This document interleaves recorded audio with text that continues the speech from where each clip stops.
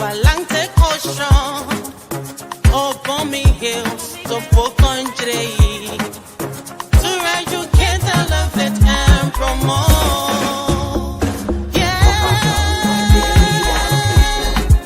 focus on Liberia,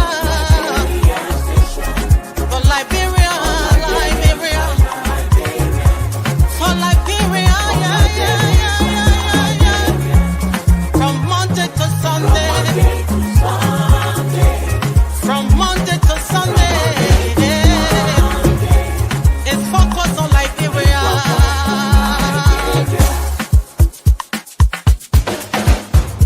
Talk about home affairs, in diaspora, current affairs, reliable information.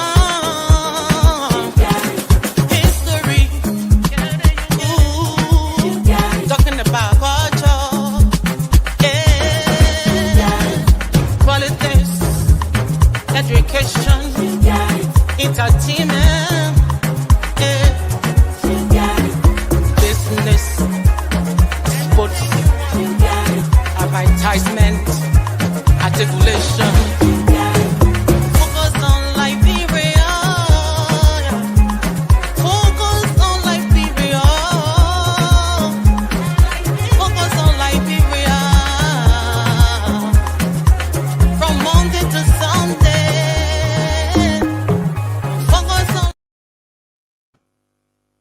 Hello, ladies and gentlemen, and welcome to Focus on Liberia. We are live on FOL TV, that's online, and also Kear Radio 95.9, broadcasting right here from Atlanta, Georgia.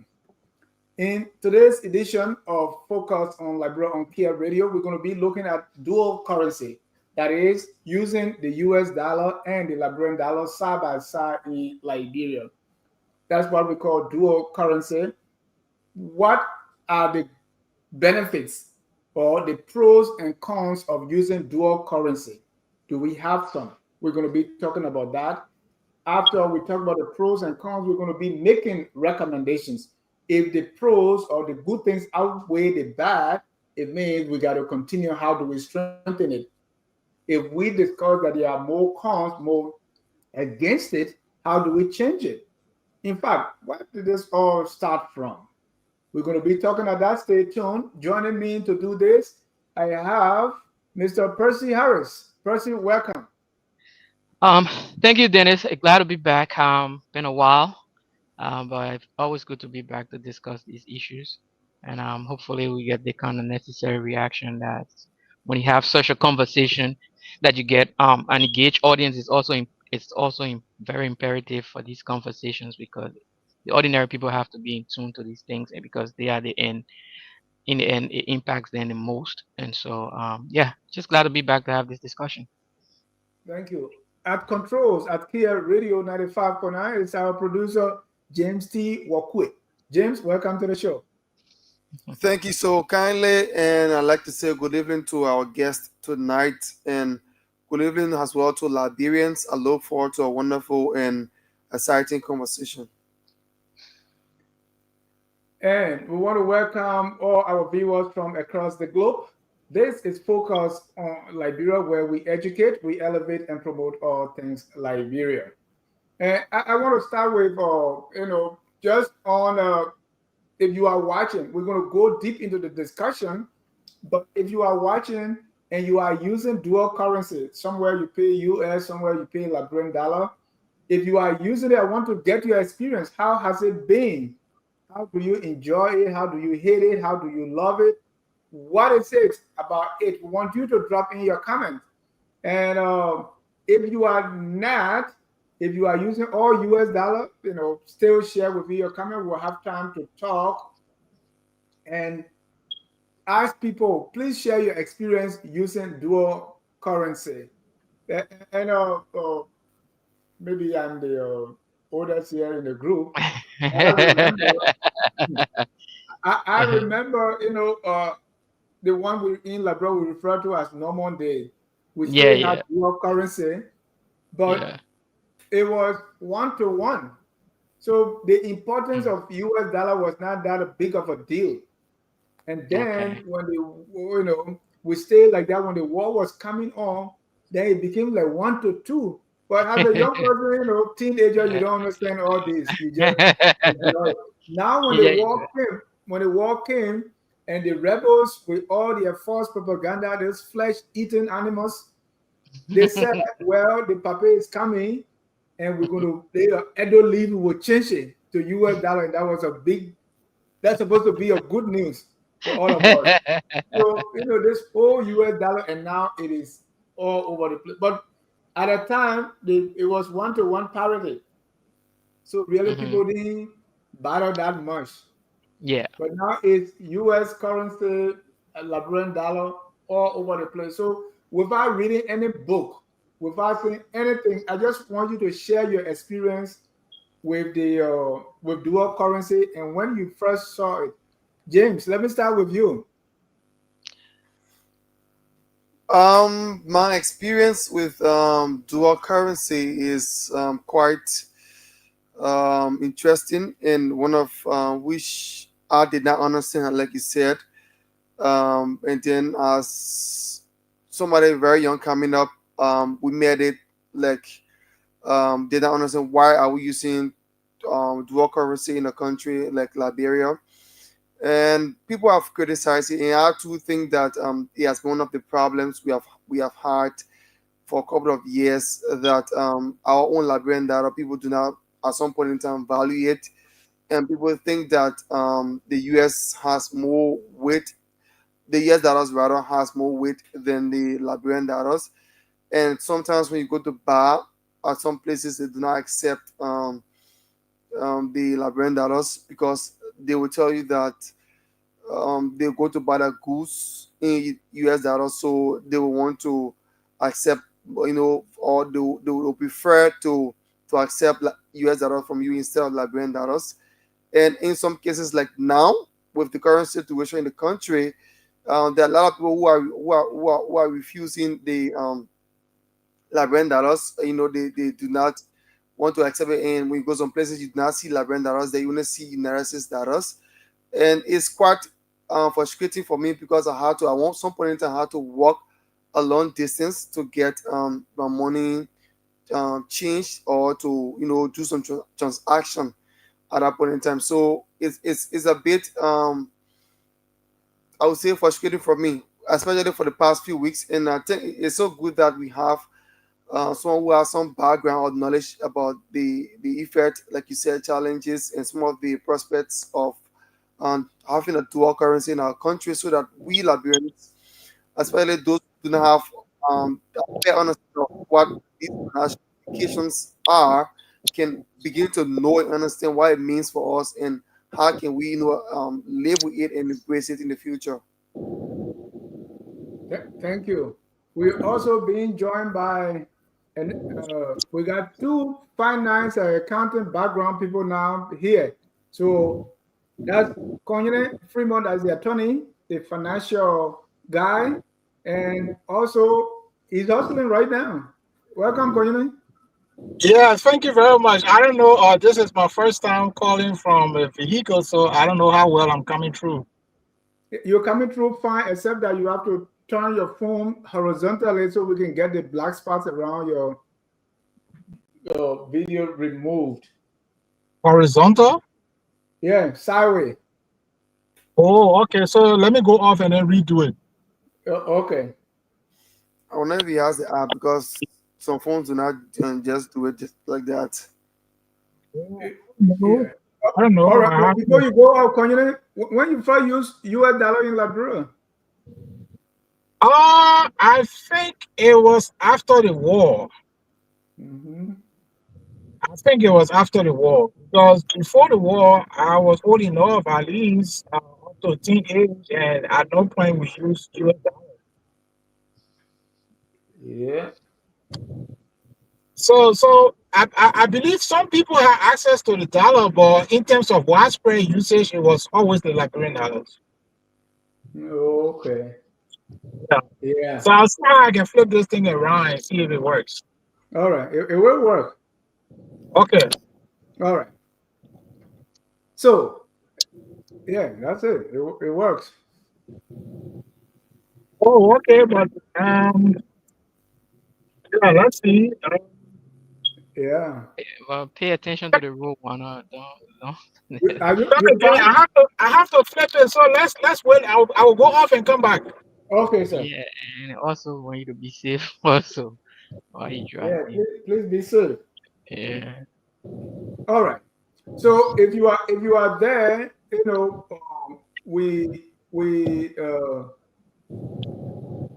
we're going to talk about this U.S. the dual currency. Again, as a teaser, uh, James, you are in Liberia. I know you pay.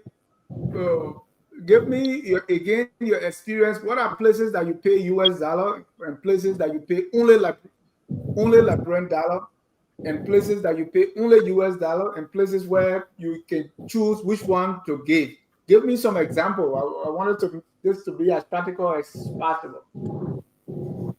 So when you go to the marketplaces, our local markets, you pay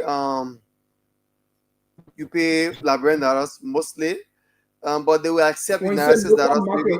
when you say local market, what are you talking So about? so when I say local market, I mean like Douala market, Wolosa market, Okay. yeah, those are When you places go I buy mean. what? Pepper, chicken soup? So you go buy pepper, chicken soup, and food items like oil and thing rice. They Okay. will they accept, or you can pay in Liberian dollars. But when you go to most of these supermarkets, they will the items there are in United States dollars. So you can pay in Liberian dollars too, but most of the items there are like $2 US, $3 US, $5 US. So if you pay in Liberty or Liberian dollars, that means you have to pay maybe at a buying rate, almost like you're buying the US dollars. So the So price becomes a little you higher. pay higher. Yes, yes. So yeah, so but other places like the market, that's just but sometimes like now when you go to some businesses, for we I don't want to call their names. When you go to some businesses, they will tell you that they are accepting United States dollars, definitely, and that will be because, Only. and some of the justification they gave is because they often go to buy the goods or their stuff in United States dollars, so they will preferably accept the United States dollars over the Liberian dollars. So where do you get United States dollar from? Since you are not being, are they paying people in United States dollar? And Um, if I you're not know getting paid, mhm. I know that for some places they pay in both US and LD. Like for us we pay United States dollars. So yeah. All right. Thank you. Thank you. And that's the background. I want our audience to participate. Oh, I want us to start with this whole idea of paying United States dollar and this dollar. Where it started from. And I have my experts here to correct me. This is what I read, right? That in Mhm. 1943, Liberia formally adopted the US dollar as legal tender under President Edwin Barclay. This was to align the Mhm. Liberian's economy with the main trading partner, that is the USA. Then between Mhm. 1960 to 1980, the Liberian dollar introduced but kept pegged 1 to 1 with the US dollar. Both currencies were operating side by side, 1 to 1. So this Mhm. created the foundation of the dual currency system. USD for larger transaction and then the Liberian dollar for smaller transaction. Then in 1980, there was economic mismanagement, global shocks, and declining rubber prices. So the Liberian economy started getting weak. So public trust in the Liberian dollar started to go down in favor of the US. Then from 89 all the way to 2003, when we had the war, there was a bank collapse and all these things. So the US dollar became a safe thing to you because, as I said, during the war, the rebels said they were going to replace the US dollar, I mean, Liberian dollar, because it was Edu leaves. So, so salaries And all these things after the war were being paid, especially for NGOs, they were being paid in US dollars. So from 2003 to 2005, that's the post-war recovery under the interim government, also President Salif, we had dual currency meeting, and this was to avoid any economic disruption. So the United States dollar remained the dominant in imports and big ticket transactions. So in 2010s, in the 2010 going forward, is it the central bank attempted a gradual de-dollarization. Our people were explaining that, but to take the US out. So the public was skeptical about using just Liberian dollar. Then in 2018 we had the currency crisis. Remember the missing billions, the Liberian banknotes, rising inflation. So this created panic. It further damaged the trust in the Liberian dollar. Then 2020 to 2023 there was large scale mop up exercise and currency reform, printing new Liberian dollar and all that stuff. So this was to restore confidence in the Liberian dollar, but the US dollar was still major. Press, Up to present, Liberia remained highly dollarized. We use the US dollar more. And government, is exploring gradual reform and all those different things to change it. So far, that's what I read on the evolution. I want Percy and then continue to come in, how this thing all got started. Thank you, Dennis.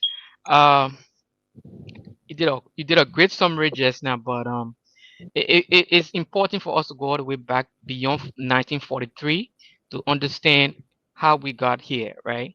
So when Liberia was founded, right, before the settlers came to Liberia, our people were already trading, right? But they were not using they were using different forms of what we call money, right? So for example, what we call barter system was mostly pervasive in the indigenous economy, right? So if I want your stuff and I want to buy it from you, I will have to give you something that is valuable to you or you consider valuable to you, and then vice versa, right? And then that's how that trade would happen. And then as we went along, the Kisi people in Liberia um decided to do deal with something called the Kisi bar. Is the one of the oldest currency in the world, right? It did so far back, I think, at the 1400s or 1500s, stuff like that. So they started using this Kisi bar. So that's what they started to use for money, right? And then when the settlers started to come, so that's what the state of things before the settlers started to come, right? And before the settlers and Europeans started to come to what we call Liberia or West Africa at the time, right? And so when they came, when they started, when the Europeans started to come, they started to bring their own currency also. So you started to have Portuguese money, English money, all these moneyness were all pervasive in the area that is now Liberia, especially along the coastal area, right? Because people will have to bring their things from the interior to come to the coast to transact business. So they started to use, so all these monies were there. And then when the settlers came, before they came, also they used to give them something they call voucher. Um, the ACS used to give them vouchers that were used for 6 months when they come for supplies and whatnot. That was considered money also. So all these different monies were floating. That was pre-independence, were floating around in what is now Liberia. So by the time Liberia got to independence, right? We already had all these different currencies there. So when Liberia got to independence, one of the first act of the national legislature was to pass a law establishing the Liberian dollar. And so that's how we got what we call the Liberian dollar today. Because from when we became a state, we had to have a money. That part of the trappings of a state, money that circulate within your borders and stuff like that. So that's how the Liberian dollar was funded, and it was introduced again one to one with the various currency, one currency for one currency, one Liberian dollar for the prevailing currency at the time. Would be striking to know was not the United States dollar, right? It was the British pound, right? It was the British pound, as Great Britain was the super power at the time. So it's the British pound. So the Liberian dollar was issued on the market one to one with the British pound, right? But what happened is um things were okay for the time being up until the 1950, the late 1850s, sorry, until the late 1850 when we incorporated your into Liberia. When I mean you're not from Maryland, you're from San Red, Dennis. Mhm. Oh no. Okay. When we incorporated Maryland, when we incorporated Maryland in 1857 into the Republic, something shifted there, right? Something shifted. That war that brought Maryland into Liberia was very expensive. It was an expensive war on the Liberian government, right? So to pay for the expenses, the Liberian government started to issue what we call debenture, right? We call it debt. They started to put out debt into the market, and that debt led to higher. The more debt you put into the market, and almost that's we call inflation. But for a layman perspective, what inflation is when you have too much money chasing a finite amount of goods, a specific amount of goods. So you get small goods, and you get plenty of money chasing that small goods, right? That's inflation. That's what we call inflation. So you got too much money circulating in the economy, and then you got a finite amount of goods that money is chasing. So the prices go up. So prices went up in Liberia at the time, and because of the government issuing so much debt to pay off the Maryland debt that they incurred. Right. So the Liberian dollar doing from that period, 1857, all the way going into the 1860s and whatnot, the Liberian dollar started to depreciate rapidly. And what also happened again, the way the economy worked at the time, there was no central banks, right? So we only have the treasury. So the treasury will only issue debt. So our debt was being issued at the treasury. And the way the economy worked, it was these they used to have these foreign and the foreign age and not foreign agents, but I won't call them foreign agents, but like they were agents of these, they were trade agents, right? So the law in Liberia said that only Liberian can run a business. No foreigner could run a business there. So if you want to run a business at a time, you have to have a Liberian installed at the front end, right? So a Liberian has to be there. So they were agents. So most of these guys were agents of foreign partners, right? And so this is where the Liberian government used to take their debt, right? They used to take the debt there and get money back, right? So they would sell the debt and they would get some money back. And what happened in that process was because the Liberian dollar was so devalued due to inflation, right? The guys were taking the debt as very cheap and giving the Liberian government less money. So, for example, let's say you issue $100, the Liberian government issue $100 debt, right? They took it to the warehouse or store, whatever we wanted to call it, right? So the guys would say, "They're dead, yeah, you're dead." The Liberian government, the full fair credit, they think it's only worth $50 to me. So even though they issuing you $100, the Liberian government issue $100 there, but they're getting only $50 back in actual money, right? And then time comes, they got to pay the interest on that $400, right? So that's what the situation at the time. And so because of that bad inflationary pressure that was on the economy, people started to flee to safety. What you see in the dual currency system is people are looking for they are flying to more safer currency, right? People want more safer currency. They want bang for the buck. They don't want their money to reduce due to inflation, so they want a stable currency.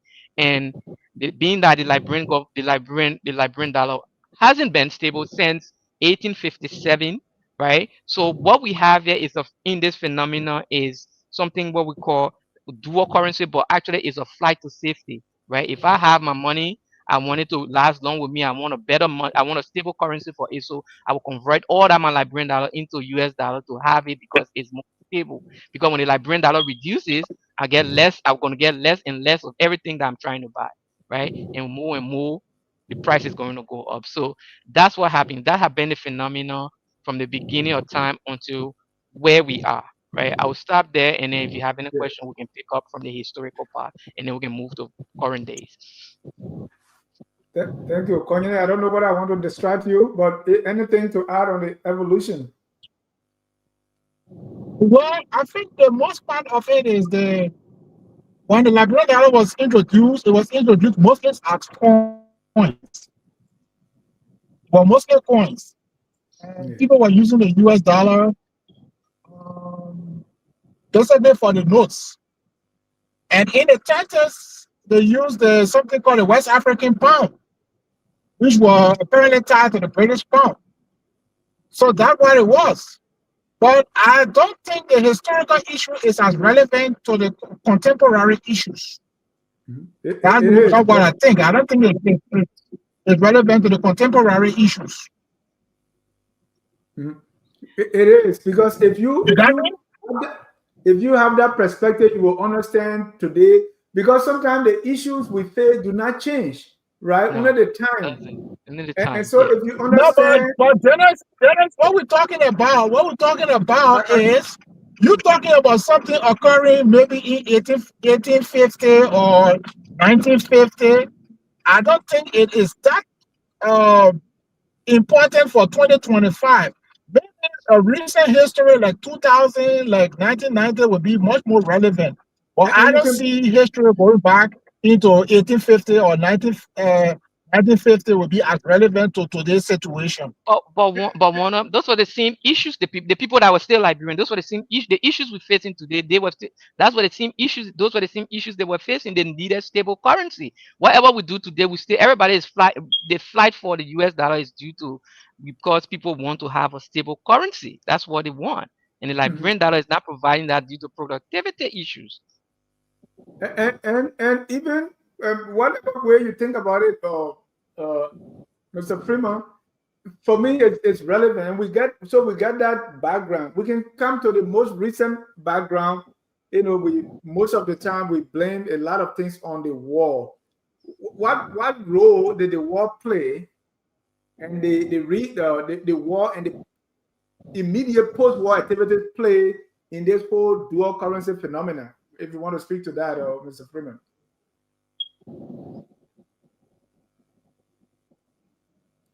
You asking me a question? Yes, I'm saying the war Okay. and the immediate post-war events. What role do they play? I don't think maybe because you will recall that the dual currency policy was somewhere in place in a sense prior to 1980, more or less, because we had a Liberian coin set up Right, circulating, and then we had the US dollar, right? right. And then the military government introduced the JJ Rubber banknotes. Was it the Yeah, JJ Rubber? yeah. Not No, JJ Rubber, but the the It dough seven coin. started with corners. the The five seven dollar It was corners. coin. it was the dough coin. It started with the seven Yes, the corners seven before it. corners. Mhm. Yes, but before the seven corners, we were using Liberian dollars coins and US Yeah. dollar. Yes. Okay. So the seven corner was when it was an attempt now to go straight to Liberian currency. That was our first attempt to go to Liberian currency. And we continued with that until the war. That's what I recall. So for the Right. most part, Liberian long history, we have used Liberian coins alongside US dollar notes. But that changed in when the military government came to power. And so that is the turning point now when Liberia decided that, okay, but I think we can possibly use our currency or let's say unilaterally or uniquely in the economy. So after the war, probably because Chancellor was like a relic of the old era, so that I don't know what should I say, love for the US dollar. So he decided, well, probably we're going to go back to where we came from. So then there was an attempt to maybe diminish the use of the Liberian dollar and bring back the US dollar. But if you will recall, and if you will want to be honest, most Liberians will say that infrastructural development and a lot of buildings and other things commensurated with the introduction of a local currency. Mhm. That's when people decided, okay, then we started seeing a lower level of capital flight and Yeah. more physical development and building of property in Liberia. Right. So when we talk in history, we need to know the relevance of some of these things because the US dollar has always been associated with capital flight. Yeah. So now, due to when they introduced the dual currency, what that it prevent because people couldn't take dual currency outside, so they started to build, so it prevented capital flight. Now, but Yes, when the war happened and our economic institutions were all destroyed, just like Percy was saying, so there is no more faith in the Liberian dollar. So you want to get US dollar, and then when NGOs came, they started paying people in US dollar because they too had no faith in the Liberian dollar. So there was more of the US dollar now on the Liberian market, and people have more trust in it because That's the one. Even if you are going Guinea across the border, if you have US dollar, the better. I would say that is only partially true because, mind you, Taylor, like I said, Taylor was a relic of the old era. And that war was intended to rectify the wrongs, quote unquote, that were committed by the indigenous that overthrew. So some of the policy of the old order were being brought back. One of the policy was the use of the US dollar. So you cannot factor that out of the historical reconsideration that it was just the war. No, the war No, was no, I'm not. partly I'm not saying funded. just the war. I'm not Yeah, saying just. but I mean that's my view that the war was partly funded by two forces. There was one, there was indigenous forces that were alienated by Samuel Doe, but it was also funded by the American Liberians that have been disaffected since the 1980s. And these are people who never really regarded the Liberian dollar first and foremost as currency.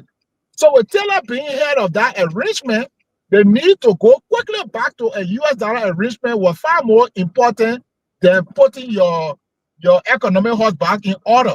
So Right, for me, that's how I read through the historical lens. That's why I read it.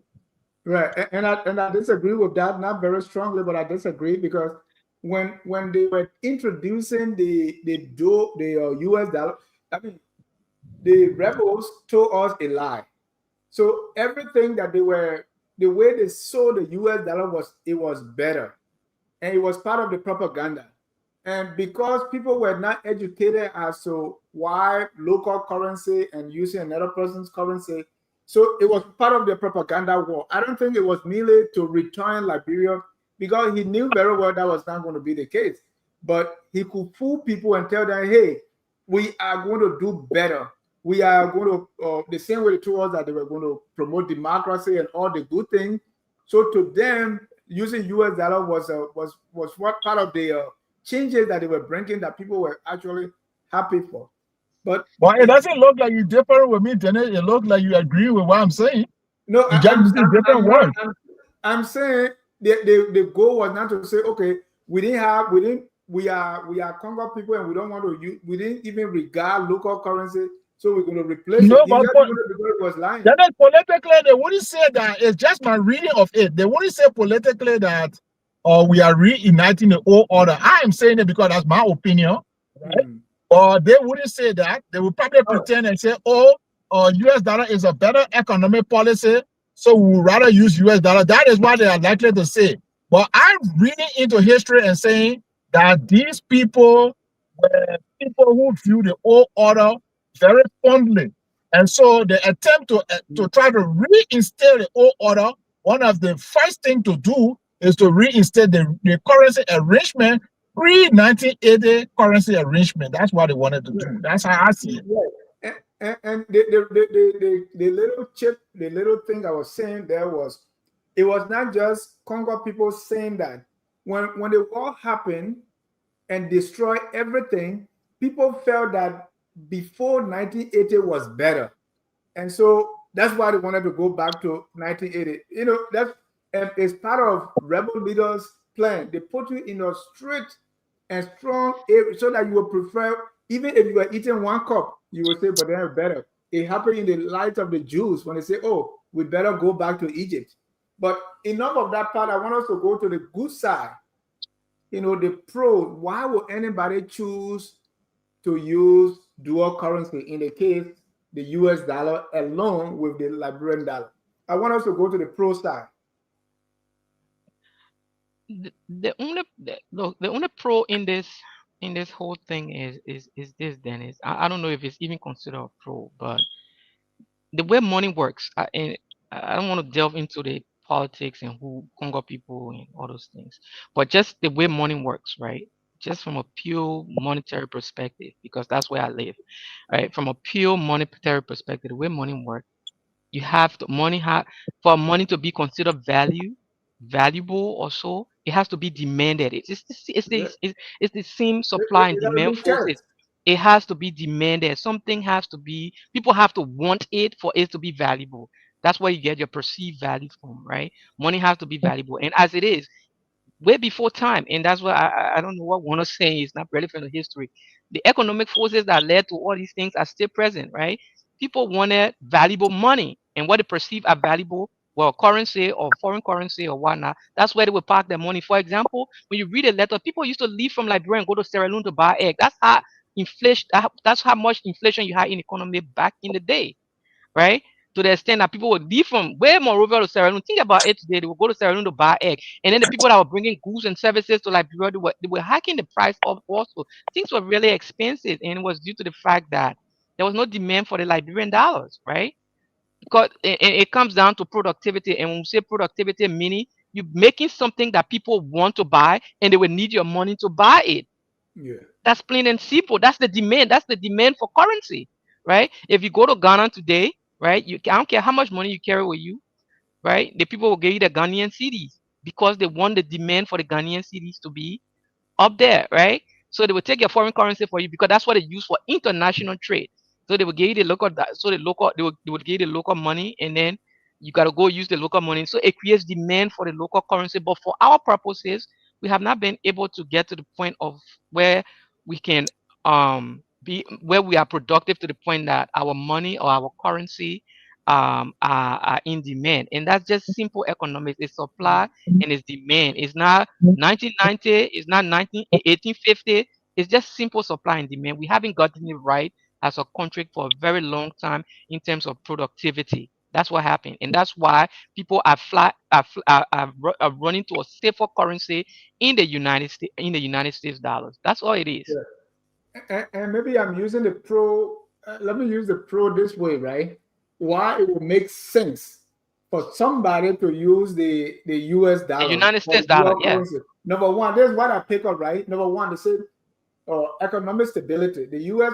USD provides stability and protect against the Liberian dollar Yeah. inflation. Inflation, Number yeah. two, for international trade, it simplifies imports, exports, and remittances using a globally accepted currency.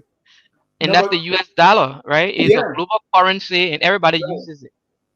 So number three, for monetary policy, the U.S. dollar, the dual system gives flexibility to use the most stable currency.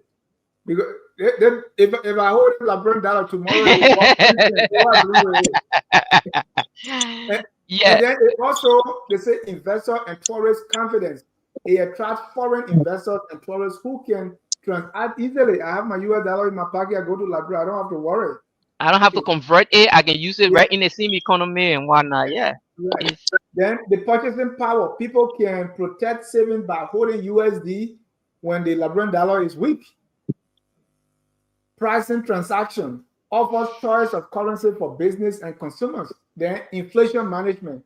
USD uses shields major transaction for Liberian dollar inflation shocks. yes. And all that you explaining in pure economic terms, that's just simple what it is. There's no demand for the Liberian dollar, so people don't trust it, right? Nobody Yeah. demanding it. So people don't trust it. They want to be in a more safer currency. And since the Bretton Woods since 1940 in the since the 1940s, the United States dollar became the global currency, became a reserve currency. So international trade is basically what I mean is international trade is conducted in purely United States dollars. So that's why that's part of the attraction to it also. And like you said, people can transact freely with it. You can go and buy goods and services in United States dollars and whatnot. So if the guy collect, so think about it this way, right? If the guy collect all his money in the in the Liberian dollars, right? And you have to go purchase goods on the international market. You have to convert that money also. And then there is a Liberian dollar that is not stable, is not being in demand and whatnot. I mean, he taking a loss, he's gonna eat the cost, right? Because he's gonna get less US dollars for the Liberian dollar that he got, right? So it's the supply and demand issue at the fundamental level. The Liberian dollar hasn't been able to keep up, right? We haven't done much in terms of productivity, right? Let me break that productivity down for you. What it means is we are making stuff that people want. So, for example, when the old man third man came in 1940s, right? I mean, in the 1940s, the first term, he had to exterminate Liberia's old debt from 1871. Now, remember that loan from 1871? We didn't get rid of it until 1950 something, right? So we had to clear that debt slate. to be able to get new money. So what he did, and he went out there and brought all those concessionaires you saw, Lamco, these people. So those people were bringing hard dollar currency into the Liberian system, right? And we were using now, he were able to use now the dividends, the taxes, and all those things from it to be able to start these infrastructure projects that we have. So, and then like they started to exploit Liberian natural resources. So it created demand. So people wanted iron ore, people wanted rubber, right? So to buy Liberian rubber, to buy Liberian iron ore, you have to probably, because it was seamless, because the Liberian dollar was a secondary currency, so people could just readily transact in US dollar. But whatever the case was, the US dollar always been a haven, a flight haven for stability. That's why it has always been. But in a purely functioning economy, what's going to happen is you have to convert your Liberian dollars into a stable currency to go transact on the international market, and that's where it is. And so in stable economies, right, in other African countries that I've visited, I've lived in, what happened there is the people don't give you foreign currency, because that foreign currency they are going to use it for international trade, for what we call balance of payments issues and whatnot, because that's where they're going to use it for. So they give you the local currency, and then they keep the hard currency, quote unquote hard currency, for international purpose, for international trade purposes. That's what it is. So, Dennis, let me ask a question. How many countries have fought war in Africa? Plenty. What currency does Rwanda uses? What currency Sierra is Leone, used in Africa. I think Sierra Egypt? Leone, Africa. What currency? The countries that are fastly developing in Africa, what currency are they using? British pound? Euros? No, they use their own currency. But so the issue about currency has very little to do with what my brother Percy is talking about. It is the provision of goods and services that back your currency. But that's why I said productivity here. But enough time. Let me just say something. No, but you interrupted, right? No, I didn't interrupt. You finished. You got through. No, Dennis and I was still on this thing, right? No, but person, it was an open question. Let him go ahead. Let him finish now. Yeah, but I did mention productivity. I mean, productivity means goods and services. That's the same thing. Managing the economy. Mm-hmm. Approach number one is fiscal policy. That is where the Ministry of Finance and the President and the legislature come in. Approach number two is monetary policy. That is where the central bank comes in and other financial regulators. When you choose to do a dual currency, it means you are only now focusing on one way to develop your economy. That means you are focusing only on fiscal policy, because you are giving up your ability to control monetary policy. It doesn't make sense, Dennis, if you have two ways to solve a problem, you restrict yourself to one way. To me, maybe it makes sense to other people, but it doesn't make sense to me. That if I have two, but that's the point. So what we're saying, all the fast or advancing economies in Africa, some of them even fought war, and they were in the same position that Liberia was in. They don't use the US dollar. So there is no logic in using US dollar, because you are making it appear like somehow Liberia's situation is so special that we can find US dollar, or we can, when we want to do international trade, the money won't be in the bank. No, the money is going to be in the bank by virtue of the regulation for the monetary policies. And we're going to get to that. Cornelia, let me ask you this thing. What will cause anybody like Liberia or any other country to use dual currency? Because of our history. We know, like I told you, we have not really had our own currency. Because even though we said we introduced the Liberian dollar, but it was Liberian dollar coins. But we were still using US dollar notes. And In the 30s, when we introduced the West African pound, it was still a foreign currency because it was tied to the British pound. So Samuel Doe was the first person who changed to a total local currency. And that was short-lived because within the next several years, the war came and the old order people came back. And in the attempt to reinstate the old order, they decided, okay, we'll go back to the currency issue. We don't want to introduce or whatever this military dictator did. So that's the thing. It has been historical for us to do. And now it's like because it was historical for us to do, we can't find the fortitude to break free. But I'm telling you, our country is supposed to use fiscal policy and monetary policy to improve the economy. Right. When you go by way of dual currency, you are waiving your ability to use monetary policy and you are using only fiscal policy. That is why no other country is going to easily adopt another country's currency because they want to use both fiscal policy and monetary policy to solve the country problem. Right. So my question is, why would, besides Liberia now, why would any country use dual currency? Would there But be it's any? rarely used. It's rarely used. If you see it, listen, there could be maybe not more than 3 or 4 other countries, and all of them are very tiny, small country, like maybe I think Panama. And in Africa, you don't have using a European or something. You have like Lesotho, if you recall Lesotho, and I think another country within South Africa and Namibia. They use the South African rand or something like that. But I will come to one of the reasons why they get to benefit and we don't benefit from it. Look, let me tell you something, Dennis. When you use the US dollar, there is only one beneficiary. And that beneficiary is the American government and the American people. That's it.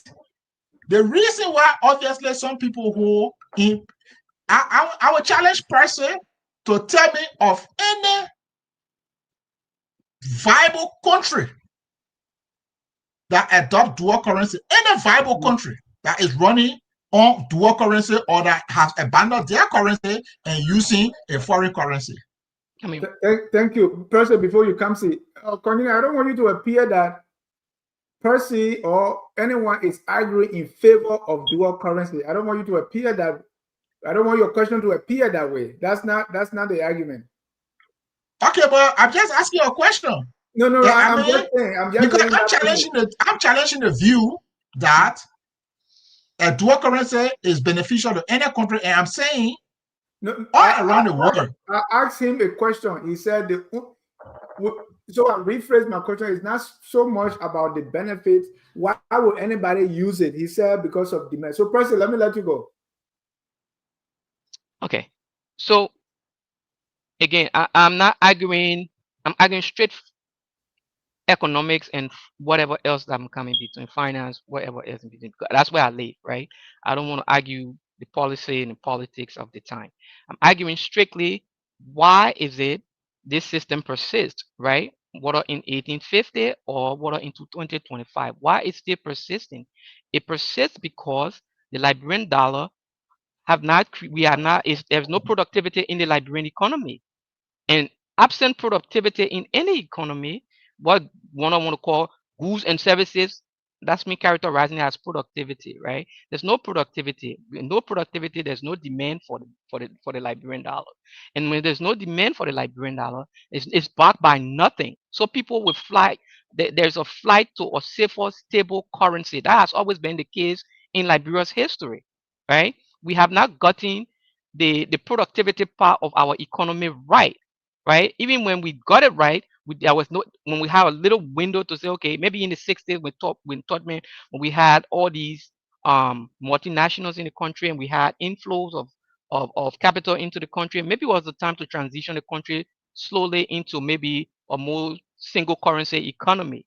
But after that window have closed and then the coup and then the inflationary time of the 70s that Liberia was also affected also, right? So there's very little that and people are stuck on this thing now, right? We have generations and generations of people that are accustomed to this way of living. So to taper them off, it would take time. It would take studies. You have to come up with policies that would really so that you don't upend the Liberian economy in the process, right? I'm for single currency, but I'm not just. I don't want us to do it abruptly. I don't want us to do it in a way that is going to upend the Liberian economy and cause even more harm than good, right? So that's where I'm at. But we have to get the productivity side up correct, right? Meaning we have to create jobs in our economy. We have to start producing stuff. We have to transition into or producing economy or production economy. Right now, we import everything from salt to I don't know what else. So we are import dependent. And when you are import dependent, that means you have to use all the little reserve currencies to go out and buy imports, right? There's no demand for your currency. That's what I'm trying to say here. We haven't gotten the productivity part of things right. And because we haven't gotten it since the beginning of this country and to where we are today, right? We have to take our time to get off of it. It have to require steady. It have to require strategic investment and stuff like that. That's what we have to do. Thank you. And one last question: that is, are there countries in the world that are on dual currency?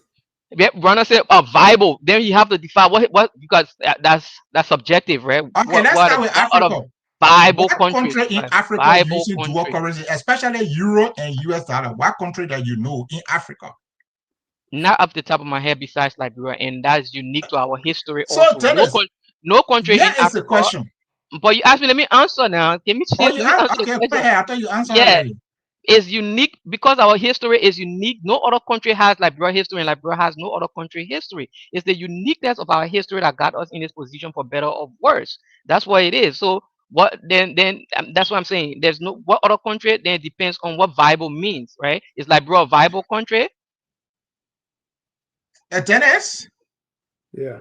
when that Liberia history is not unique in a sense because most African countries were colonized except Ethiopia, if I recall. Secondly, Liberia was not even colonized by another nation. Liberia was colonized by an NGO called the American Colonization Society or NGO. So that the uniqueness now. So let's Okay, get so past the that point one. there is that if you go by being colonized, if you go by way of being colonized, every country in Africa will colonize, but they don't use the currency of the colonizer, right? If you go by uniqueness, any country can say to you, but the question is, if this thing had economic sense, do you believe that other countries will not jump on it? Yeah, but the No, question here is not that it makes wait. economic sense. Dennis, but the very countries that the Yeah, West African countries they are in a union, and their currency are backed by the by the French franc and now the euro, whatever it is. So they are in a union. So you can't say these people are better off than others. That a unique history making them to have this union. And France, well, it was backed by France. That's the uniqueness of the francophone countries, right? It's unique. It's just them. It's because their relationship with France. That's what it is. The and I want to take CFA is the backed by argument. the French franc. Hold on, Presley. I want to take the argument from that standpoint so that our listeners understand what we are talking about. Let me before I go to James. There have Right? been no French francs. There have been no such thing as French francs since I don't know the euro was created, so I don't know what he meant by French francs. It was the CFA was backed by the French franc. The francophone countries are in a union. The CFA is a union currency. Check it out. It's a union. The CFA is a union, and that union is backed by the French currency. It's a local currency. Now, as far as I know, it's a local currency. It's backed by several countries get together and use a currency. Yeah, but it's a local currency. It's not fiat currency. It's backed by something. What do you mean by it's not fiat currency? Yeah, that's not fiat currency because it's not decreed. It's backed by something, right? It's backed by. I don't agree with that. Oh, I work in the. I'm from. You're not the only person who works in finance, right? I'm gonna work there. I live it also, right? That's what I do. You're not the only person who lives in finance. Yeah, but you can't come to that kind of argument and with this kind of argument and say Yeah, the but people you're saying that it's not no other fair. country The uses whole it, but idea of fiat see, currency is when a country decree that this particular note that's is what a I'm currency, saying. then that makes it But fiat. for So currency if as it's a decreed whole, by a local authority, then that's a for fiat currency, currency. for And currency secondly, as a the only whole, the other currency African as country, a and let me whole. tell you, West African, for example, Nigeria, Ghana, Guinea-Bissau, What's right? the status of the So currencies? they don't use the francs. They don't use the No, what's CFA the in but fact. what's the status of this of the naira? Why you know the status of the naira is right now? Why you know the inflationary pressure is in Nigeria right now? Okay, so let me just say something about inflation. And Yeah, President, I want you guys to stop there. Let's stop there, right? Because I don't want to take the argument outside. Let me ask you a direct question, Wanda. yeah. And then we'll move to our next, because we want to talk about the pros, the cons. If there are no pros, we'll talk about that. Is there any reason, the question I ask you, is there, in the case of Liberia, is there any reason why, or why do you think the Liberian government today is using dual currency? Yes, that's why I'm telling you that is cultural, but it has no economic sense whatsoever. Okay. Because our forefather, when they came to Liberia, funded by the American Colonization Society, and the American colonization were funding them. So they were giving them US dollars. So when it became a country and they needed to use a currency, they made local coins. So coins was only used almost like the way we use the Liberian dollar today. That's how the coins were used. But for the major transaction, they were using US dollar. When they decided to switch in the 1930s or so, they went to the West African pounds, which was linked to the British pounds. But at that time, the Britain was like war empire. So there was a need to use that. But then the country transition is mostly historical and cultural.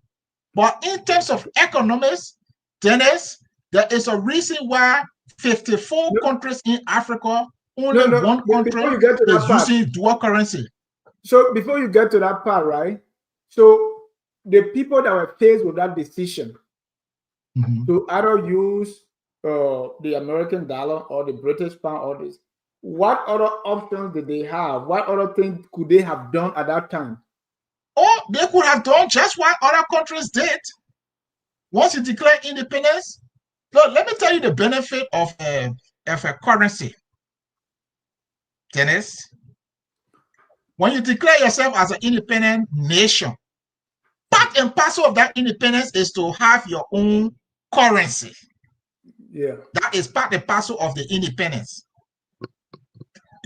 One of the reasons why the US government is super rich, and sometimes people may overlook it, is not just the fact that they are productive, which is true, but because globally, people kind of demand the currency, and so they create a demand for the US dollar. And so the higher demand for the US dollar beyond what the American government needs for their country, when they print it, they windfall profit, which we call in economics senior rush. That money accrues to the US government. And the US government does not share it with anybody. As far as they're concerned, if you choose to use the US dollar, that's your business, but they are not going to share that currency. Look, Dennis, the difference between, I think I did a calculation, the difference between maybe $20 notes, the US government spent like some cents to print it, but the actual value is $20. So the US dollar is making like $19 profit on it. So no country in the sound mind is going to use another country currency because there is a huge advantage in using your personal currency. For example, Dennis, as close as add to that, because something is advantageous, it doesn't mean you're able to do it, right? Because something has more benefit doesn't mean you're able to do it. For instance, it's more advantageous for us to mine our own iron ore and diamond and natural resources, but we are not able to do it because of limitations, right?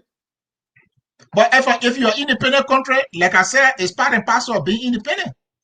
For example, let me just give you an example.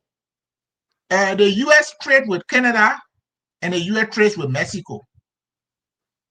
If any two countries have a need for US dollar, it will be Mexico or Canada. Under no circumstance will Canada use a US dollar. Under no circumstance will Mexico use a US dollar, even though the US is their majority trading partner. So if a part and parcel of being an independent country, but then I don't understand the logic, right? If you have a country and you got fiscal policy to use to improve your country, and in addition to fiscal policy, you got monetary policy, and you use those two policies, what logic does it mean to throw one of those policies away and rely only on one? In 2009, Zimbabwe used the US dollar and the South African rand after its own dollar collapse. Yes. Today, Panama uses the USD alongside with its own currency. Yes. And is benefiting from it. So, and the point I'm trying to get at, I think, and I don't want us to jump the gun, but we all understand that using our own currency, not dual currency, has a lot of benefits. But yes. I don't want us to say that the people who did this, people who were faced with the issue of using this, that they were just not even thinking. I think something. No, I say it was cultural. I say it was cultural. It was historical and cultural. What does that mean? They came from America. They were funded by the American Colonization Society. The funding was coming in US dollar. So when they declared independence and they needed their own currency, they decided to print coins and use coins, but continue to use the US dollar. In the 30s, when the British Empire was moving across West Africa, they decided to use the West African pounds. But then they went back to the US dollar. The honor, I think, Toba or maybe Barclay or whatever. Barclay. But the point I'm making is that it was cultural because we have been doing it even without thinking. But so the point I'm making is that because of the advantages of having your own currency, you talk about Zimbabwe at the time. Zimbabwe will be an exception, like because they have problems, economic problems beyond. I don't know how to describe it, and what have you. But they are just exceptions. They are, I say, a viable country. Yeah. No viable country is going to leave their currency and go and adopt another country currency. It just doesn't happen. Okay, and the same thing you explained about Zimbabwe. Don't you think that's the same situation we faced after the war when everything collapsed? That's what I'm saying. We're not the only people who fought war. No, forget about other people who fought war. I'm saying when you come from war and all your money gone, everything is destroyed. Okay, and then the only people that came to rescue all the NGO, and the NGO now making Liberian, the first, remember now when Sawyer printed the first Liberian, after the war, when he printed that, what happened? If they see it with you in rebel territory, you are dead, right? And sometimes they were using it to steal money. So the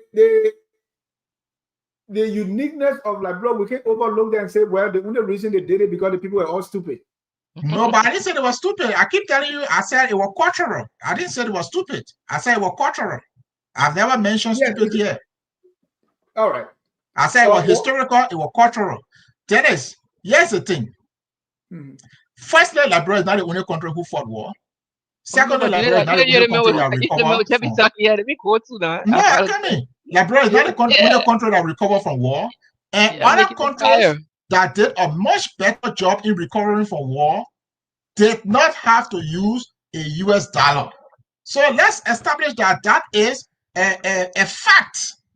That Angola, for example, fought a war. Namibia fought war, right? So there's so many countries I could list in Africa that fought war. Ethiopia, today Ethiopia is one of the fastest growing economy. They fought a war. They fought war in Algeria. I mean, they war all over the African continent. Why don't they use the US dollar? If we stretch the argument, then they're supposed to use either the US dollar, they're supposed to use the British pound, or they're supposed to use the euro. But they will never use it because, just like I say, ordinary logic, if I have two policies to run a government, fiscal policy, monetary policy, I cannot throw away monetary policy and decide to use only fiscal policy. It will not make any sense. Thank you. Before I come to you, Percy, let me go to James. James, I remember the reason other people were using right now. If you're in Liberia, I want to be very practical. Is it more? Is it more? You look very good, and you look like a big boy when you use US dollar than when you use Liberian dollar. Tell me what is the advantage? And you go to a place that you pay US dollar, you look like a big boy than the guy who paying Liberian currency. If that is true, why is that? If you can mute, there is kind of status associated with using the US dollar. Yeah, I True think or I false? think it's based on the value attached to the US dollars because, like you said, when you go to anywhere, right, and then you took up US dollar, people say, "Oh, wow, this boy got money," and but it's due to I think the value that is attached to the US dollar because many people respect US dollars and they will prefer even some Liberians, right? They will prefer to have in their wallets, their bags and things, United States dollars, and that is because if you go somewhere, people attach value to you, they respect you, and then they even give you preference. Sometimes, when you have the United States dollars with you, and the Liberian dollar is something is just used for maybe local transportations and things around. But mostly people would do that, I think, because of the high value and respect people have for United States dollars in our country. Thank you. Firstly, uh, and we'll come to the value why the importance of using getting off of dual currency. But let me hear your thought. I know we talked long before, so let me hear your thought before we go to the downside of using the dual Yeah, currency. but the thing is, you're talking to a Liberian that is living it every day, and that's just like why I said this is basic supply and demand stuff, right? It has to do with valuation, right? You can transport yourself all the way back in time, and you bring yourself forward. All this has to do with valuation. That's what it is, right? The reason a typical guy in Liberia wouldn't want to hold a Liberian dollar readily is because the prices fluctuate. If you went to buy stuff today, let's say you bought something today for 100 Liberian dollars today, this evening. Jim, correct me if I'm wrong, right? If you bought something for $100 today, you went to the store and bought something for 100 Liberian. Let's just hypothetically just say we're using Liberian dollar. No, with the currency to all things being constant. So you bought something for $100 today, and you come back tomorrow. That thing's probably maybe the exchange rate, something happened in the exchange rate. That thing's go up again. So you're gonna paying $120 tomorrow, right? So that's a big difference. That's a big slide in the price change. That's a big difference in the price changing there, right? You don't want to be confronted with that. Imagine if you had maybe 5 to 6 different transactions to do and that's thing happening, right? You don't want to do that. You want stability. And so that's where the United States dollar comes in, right? Is economically sound to have a stable currency to use, right? So most Liberians gravitate towards towards the United States dollar to do their transaction. Simple, finish. Nothing more, nothing less. We can draw all the cultural analysis and whatnot, but economics is simple. It's supply and demand, right? And to the extent that the Liberian dollar is not in demand, is not backed by productivity in the economy, nobody wants to hold it, right? Meanwhile, you have the US dollar, which is a reserve currency. You can use it around the world and have been deeply ingrained into the Liberian economy also. It's going to be hard for people to just let it go. It's going to take time, right? Even though that's the right thing to do, but it's going to take time for us to do that. So my perspective here is, like James said, he's the local guy here. Like James said, right?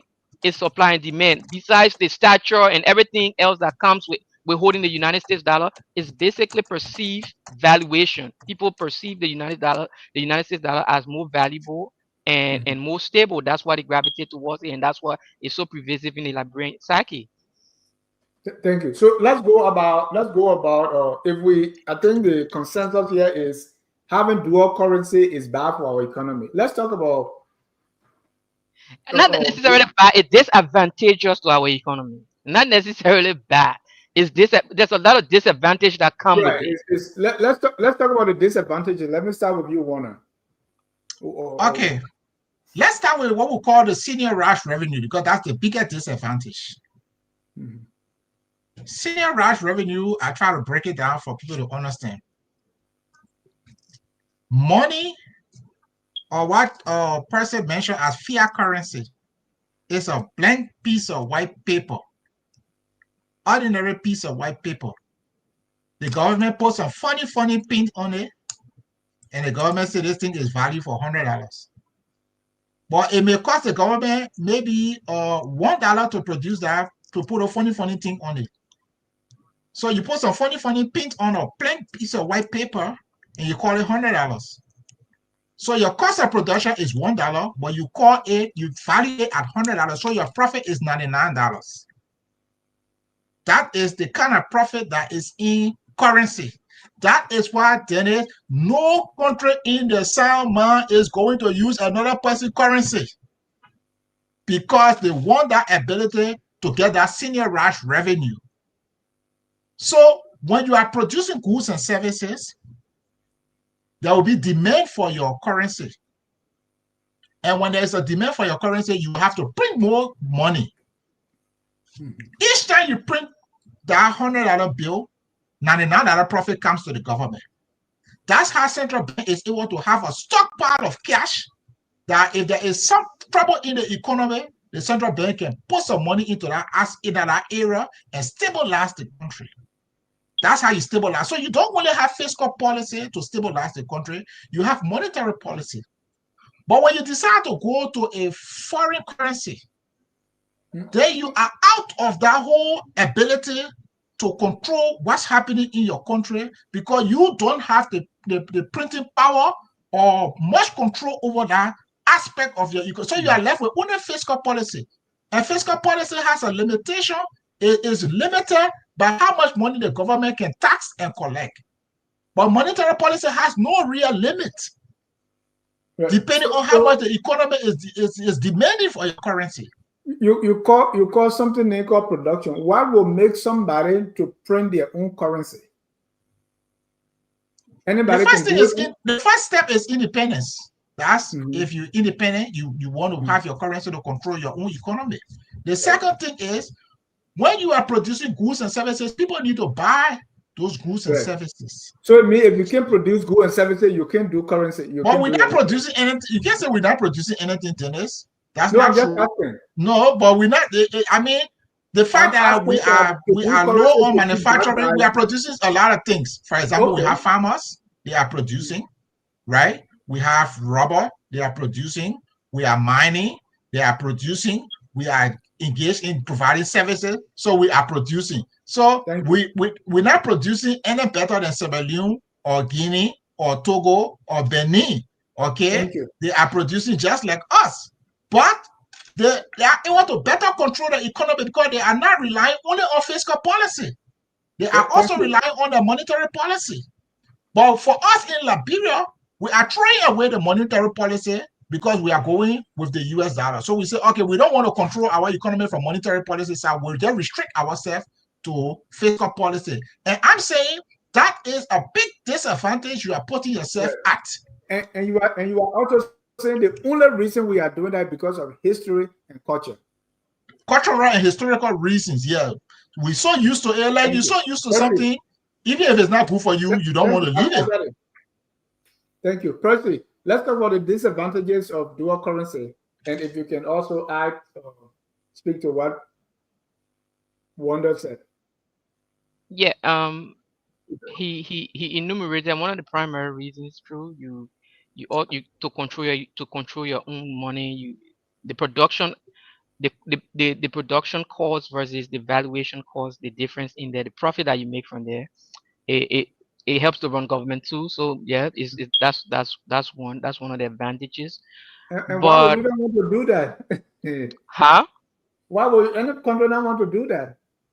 Again, harkens back to our unique history. And you can also blame our leaders. Again, there was a window here that we could have done that, right? Tottenham had an opportunity to do that. We were producing stuff, right? We were producing stuff, but they just didn't see the need to transition the country onto a Liberian dollar kind of system. They stuck on the United States dollars and stuff like that. But we had a window opportunity that we could have done that, where we were producing stuff, especially in the 50s and the lead up to the 60s. We were producing stuff, right? We were producing out of very. We are still producing. Huh? We are still producing stuff. True, we're still producing stuff, but To what extent the quantity, right? Quantity wise, I mean, what are we producing, right? Are we producing rubber at the same quantity that we were producing them back in 1929, 30s, and whatnot? That made rubber the principal export of Liberia. The same go for iron ore. I don't know, right? But we are still producing, but I don't know if the quantity and the quality at which we are producing are the same from back then. But secondly, the situation has also been complicated by wars and the breakdown in institutions. Also, we that's something that we haven't gotten into, right? When the war happened, there was a complete and total breakdown of institutions in Liberia. The economy was 90%, um it ceased to exist. 90% of the Liberian economy ceased to exist during the war. So all those things have repercussions, and the ripple effect, and then for the length of time that we fought war for, you have to take into consideration not only were those institutions down and the ripples effect fell, so it would take time to build them back up to pre-war statuses, right? So that's part of the thing, and it will require steadfast leadership and whatnot. But we haven't done that, and that's part of the advantages there, right? We have to make sure we have robust institutions. We have to make sure, and only with robust institutions we can have control over our money. So, for example, the central bank recently they said I don't want to go ahead, right? But it said the Liberian dollar had appreciated against the United States dollars, right? But people were not feeling the same, that effect in the broader economy, and then they went ahead and sterilized 13 billion Liberian dollar on the other end, right? So basically they took money from the economy, then they went back, they put that money back in the economy in another way, right? So, and that sterilization hasn't been used in as a monetary tool for a very long time now in Liberia. To see them reverting to that, it spells some sort of trouble in the back end. But that's something that new technocrats will be able to like say what the trouble is in the back end. But I digress. Mhm. Let's look at other disadvantages. Wonder. Dennis, one of the things is that we go back to the two ways to solve economic problems, either fiscal policy or monetary policy. Fiscal policy is limited. It's limited to how much taxes the government can raise or how much debt the government can raise. Monetary policy has no real limit. How about revenue? And Yeah, the but that's fiscal the policy, taxes coming. Yeah. Yeah. You talk about the taxes the and fiscal policy, okay. revenue, expenditure, debt, all that one are fiscal policy. Okay. So you have fiscal policy, but I'm saying fiscal policy has a limit because it is restricted to how much money the government can collect in taxes. But the monetary side doesn't have a limit. And that is why no country is going to use another country's currency, because the one that has no limit, that's the one we are giving up. Let me give you an example. Let's say the government wants to fund Liberian businesses. They want to guarantee, let's say, loan. If the central bank is controlling their own currency situation, as in a single currency regime, they are better able to guarantee or loan to Liberian businesses. To say, okay, bank, you know what? We want you to give Liberian business that meet XYZ qualification 500 million. That 500 million, because they're not counting on US dollar, they're counting on their own stockpile that they are sitting on, right? They're counting on their own stockpile that they are sitting on. And they are saying, guarantee them. So the central bank is going, and not the central bank, but the local banks will advance money to the Liberian businesses. Why is that important? Because let's say the government were not able to collect that money in taxes to give it to the businesses. So they're not able to use fiscal policy to solve that problem. But now, since they're not able to solve the problem by way of fiscal policy, they are now solving that same identical problem by way of monetary policy, by guaranteeing loans to the financial institution that they can give to local businesses. And the productivity we're talking about, if Liberian businesses has more advantages for loan and other things, they are able to let's just amplify their production capacity. Maybe you are farming. Maybe you are able to now take that money and buy more seeds, buy more farming equipment, Maybe you are producing furniture. Maybe you are able to bring in certain equipment from Europe or Asia to produce more. So the more production of goods and services is tied to you having effective control over your monetary policy. So if you leave it out, you are leaving out a significant portion of what you need to do to improve the production of goods and services in your country. The other problem with the dual currency, Dennis, even the way dual currency is not necessarily a bad thing, but the way it is done in Liberia, where it is free for all, anybody can bring it in anytime, take it out anytime. People can use it for things that are not necessary. Like, for example, you're using it for things like school fees, you're using it for maybe somebody fix your hair. If you create that level of demand, it is common, as we say in economy, that if you step up the demand, the price will increase. So if you step up the demand for US dollar in the Liberian economy, the price of it, which will be in Liberian dollar, will go up. And that will be a depreciation in the currency. So it is really a disadvantage. And that, I keep stressing, that is why no country in the sound mind is going to adopt another country currency. All right.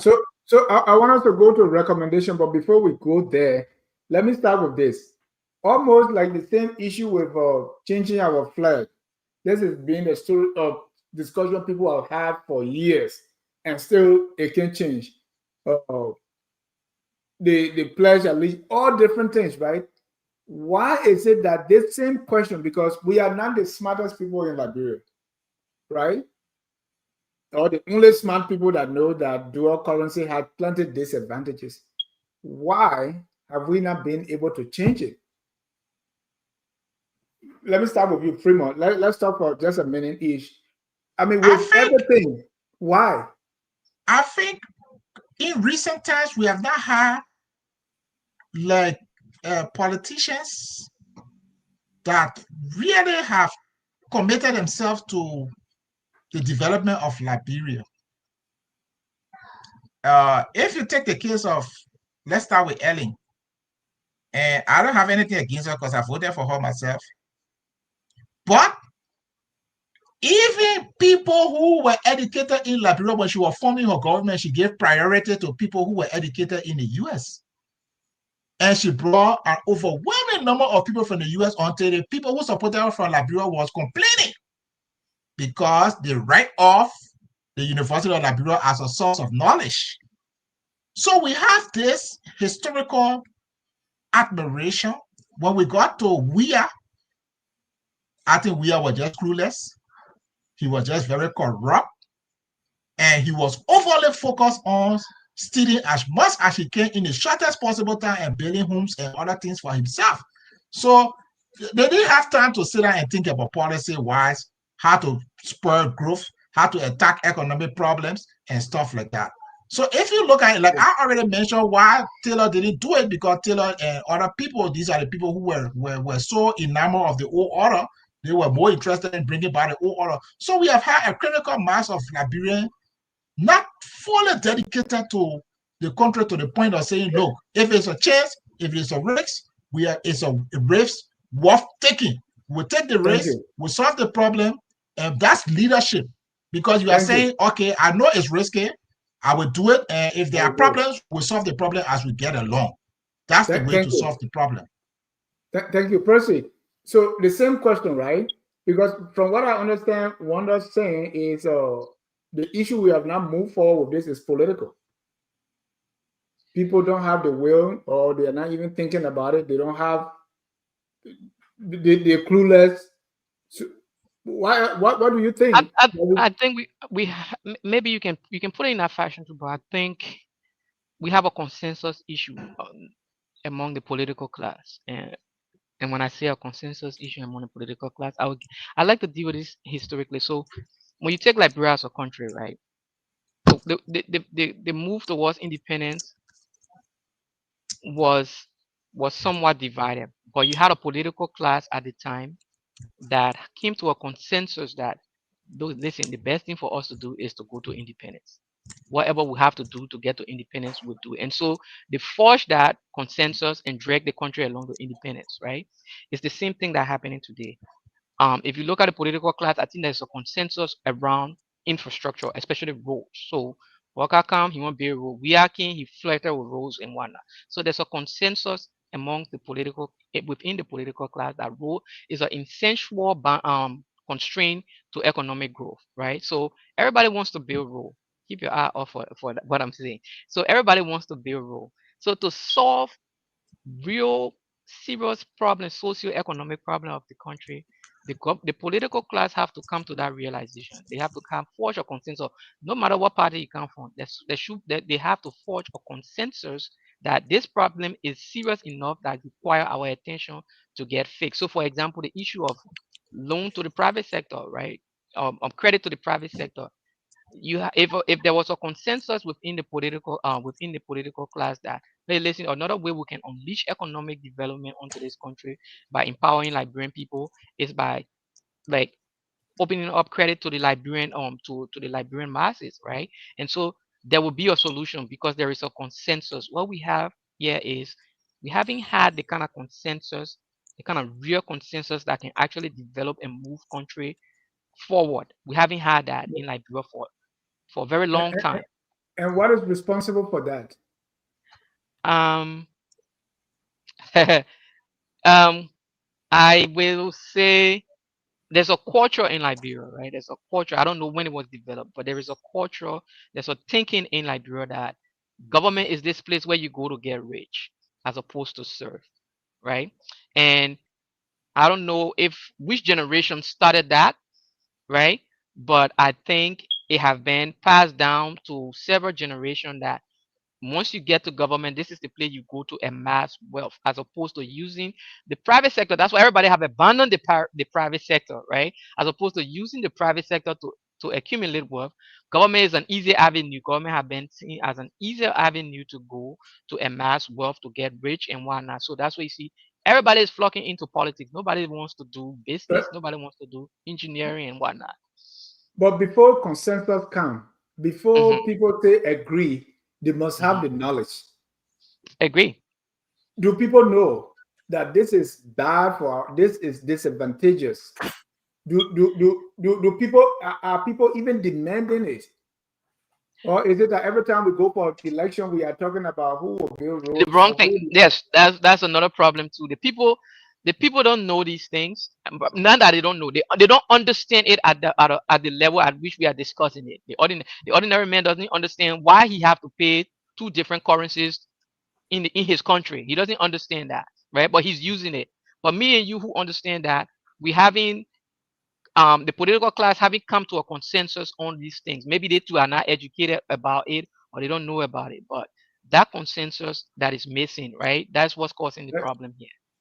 Thank you. And before we come to recommendation, James, I want you to announce our numbers in Monrovia there so we can have people calling. These are the people that the dual currency business really affect. I had a friend who went to pay school fees and they said bring US dollar. She had the money in Liberian dollar, but because of the US dollar she paying at the bank, it was short because you are paying a buying rate. So people that are actually feeling the pinch, I want to hear from them, James. Yeah. And in the Okay. interim, if I can just mention Dennis, Let that me is announce my it. qualm with the dual currency. You are putting an excessive demand on the Liberian dollar. You're putting unnecessary pressure on the Liberian dollars because people are demanding US dollar for things that they are not supposed to be demanding US dollar for. So if you get rid of it, then you have much control. So now only people who need it for the proper purpose, only they will approach the bank. Thank you, James. Okay, so the numbers are 0777 959 959 0777 959 959 0881 871 670 0777 959 959 0881 871 670 0777 959 959 077-959-959 are the numbers to call and be a part of the program. Thank you. Percy, if today we decide say So we have no, somebody on the line. We have somebody on the line. Welcome. okay. Let's hear you. Uh, Thank you so much. Let me thank the panelists for the discussion. And I want to commend the argument being made by Mr. Warner Okay. with regard to the reality of the situation we are facing.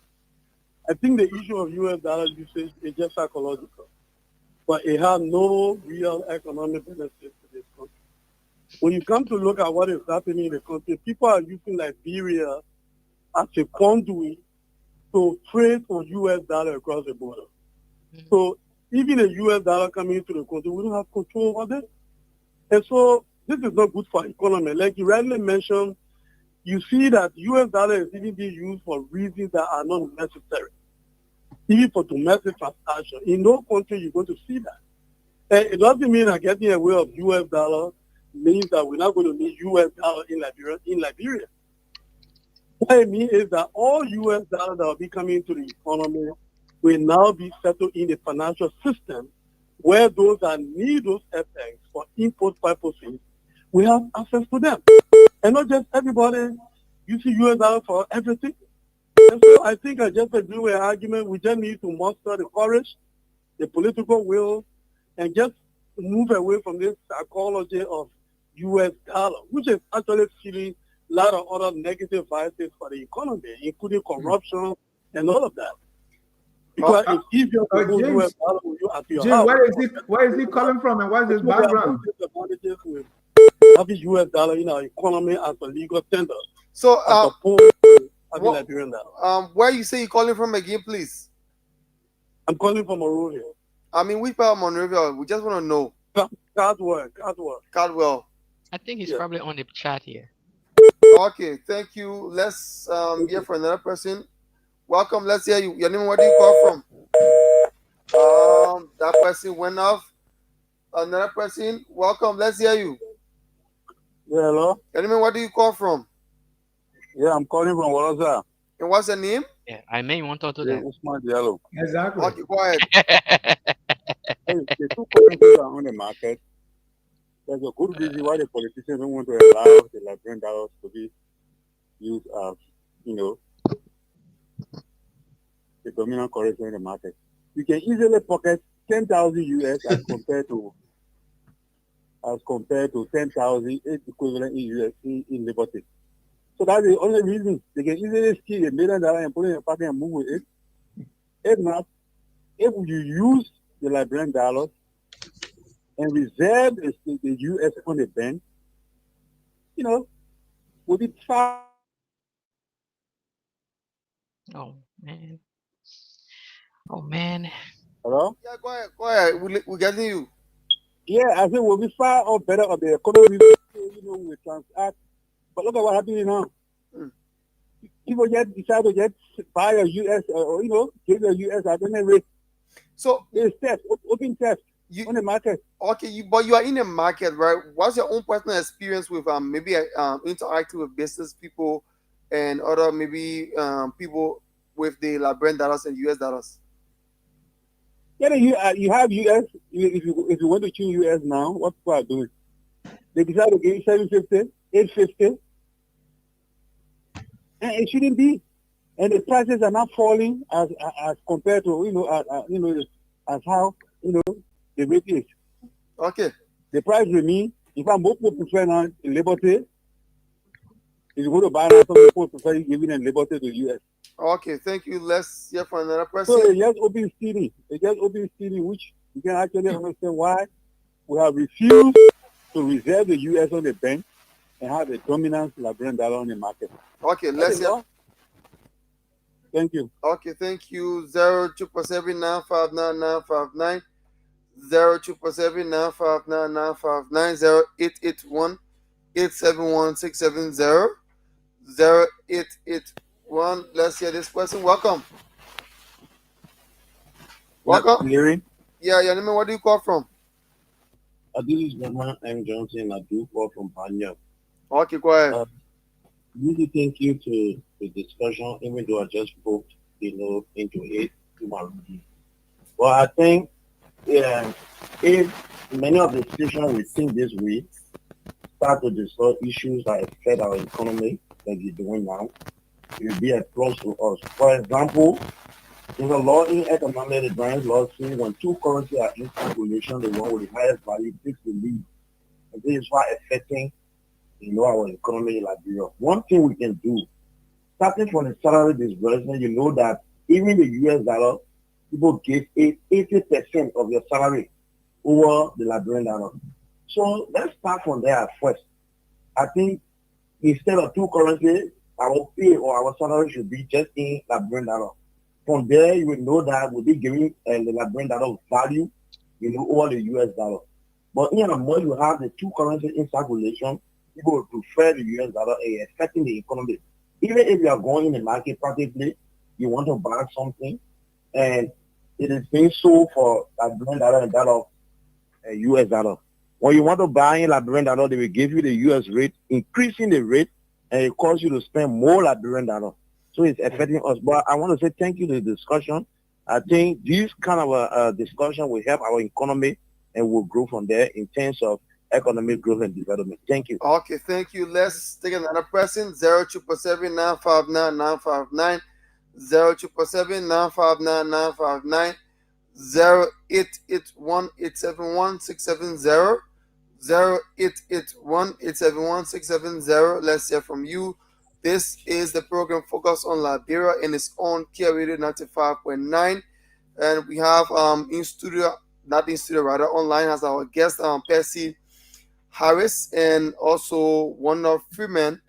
They are discussing the dual currency currently in Liberia, the effects, the pros and cons as well. And we have as our host, Mr. Dennis Jar as well. So it's up to you. Maybe if you get another call, I can allow it to you. Right. And you can preface that name with the well-rounded. And then Dennis, I don't know if I can just chip in quickly. No, I want us to answer this question recommendation, right? So if we were to say dual currency is so advantageous, we want to change it. What do we need to do today, starting today? The way I want us to go to because our time we have for 10 more minutes. Let me start with you, Percy. What you want to do also, you want to administratively, you want to divide our country like Liberia because the monetary policy as it is, you can just make monetary policy or just put money on the market like that. You want to make sure it's impacting the broader economy, not just Monrovia and the environs, right? Broader economy. So first thing first, you want to make sure the central bank has branches in at least three parts of the country. Maybe I'll divide them into Western, Central, and whatnot. That's for administrative purposes, so that when you do policy, the policy trickles down to the broader economy, not just to stay in Monrovia. Say when you get interest rate only for Monrovia, then you go to when you go to Dodweke and where I know it, I play from, right? Then the rate there too is different also, right? So I want to do that. I want to fix the administrative part of things, and then look, the ordinary people make so much sense when you talk to them about these things, right? And they live in it every day, and so it makes so much sense. But also, I also want us to be very careful, and this shouldn't be an abrupt process, right? It should be something we call tapering off, right? It should be something that is done gradually and gradually and gradually, and also the central bank and the regulatory agencies also needs to have a hand on that the black market that we have created for exchange for money changer, what we call money changer, right? There's no country that I've been to that you have people just on the street passing around with money and they're just ready to change money. The closest I've came to them was you have forex bureau, right? I don't know if we have that in Liberia now, but there should be official forex bureau, licensed forex bureau, wherein people are licensed to do money changings, where you don't just have any chumps off the street, just got money parading the way we do in Liberia and stuff like that. It doesn't make sense. You create a black market, and that's where the artificial rate and all those different things that we talk about that bring about the hardship and the speculation. That's where it comes from. So somewhere there we need to fix all these issues. There's more to be done, but I'm just gonna stop here. Thank you. Mr. Fremont. Yeah, so we want to fix it. Somebody mentioned the Ministry of Finance and the payment. The first problem is, I will assume if we're not going to make a law and say, okay, we are moving to a single currency regime, because that I think that's the best thing that the legislature can do. But let's say short of what the legislature comes up and say we are abandoning a dual currency regime and we are going to a single currency regime. Now let's be clear. A single currency regime does not mean that we will not use US dollar. It only means US dollar will not be in the bank. And if you want to make international trade, you will change it at the bank rate and the bank will transfer your money. But you're not going to put US dollar in your pocket to pay for hotel bill, to buy maybe cow meat, or to go buy medication in the drugstore. So it means simply that the US dollar will be in the bank. And only the banking institution will have that level of control over Thank you it. for that clarity. Yes. The other thing, but short of that, there are things that we can do. For example, like I mentioned on the other show, 50% of our local currency is outside of the banking sector. Banking sector. Yep. 50% of the currency. That is very bad because it limits the ability of the central bank to intervene in the economy when it's necessary. So you want to create incentives for people to bring money in the bank. So you probably want to offer discounts, for making banking transaction. You want to offer discount for making tax payment through, cards through banking transaction.